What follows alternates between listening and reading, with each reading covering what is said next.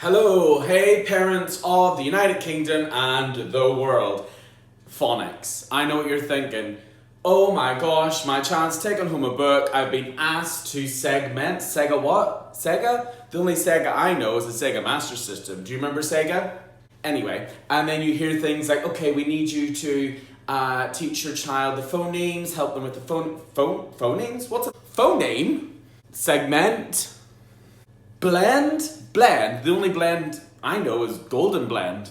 Anyway, okay, so this video is going to help you just understand a tiny little bit of phonics. And I will try and make this video as short as I can, because I know we're all busy, aren't we? All busy. Anyway, so whenever children learn how to read, teachers at school will take them through something called Phase 1 phonics, which whenever we do it, we just try and get the children to tune their ears in to the sounds they can hear around them through environmental sounds. So they'll try and pick out, sounds that cars make, bells, birds, an aeroplane, crunching in the leaves, that sort of thing. So they get to have lots of fun and play games to try and distinguish between those different sounds. We'll do instrumental sounds when they play different instruments and be able to make loud sounds, quiet sounds, that sort of thing. Adding instruments to stories to bring stories to life. Body percussion, where they'll have to do things like stomp, clap,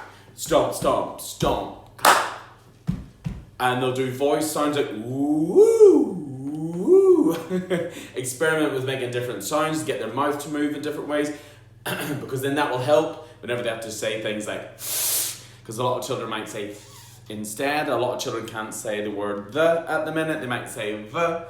So they'll do lots of things around voice movement, making sounds and voices to help them with that. Then they'll do things like alliteration, when we will say words like bat, ball, beaker, and they have to try and hear what sounds at the beginning of those, bat, ball, beaker, and they'll hear that it's a b sound. Can you think of anything else with a b sound?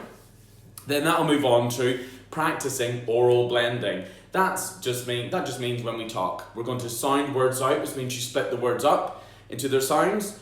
So a child would have to blend those sounds together. So you as an adult might go, oh, what's this word? Ah, t. Leave a little gap when you're sounding it out. Ah, t. Cat. Oh, cat!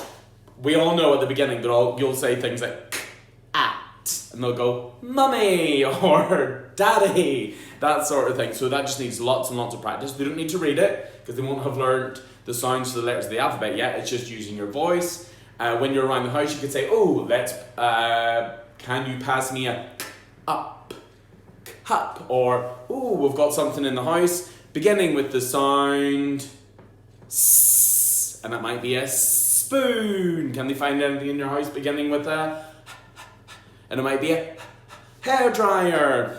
And then, so lots and lots of blending. So just sound the words out. That's what you will do. They will practice blending the sounds back together to say the word.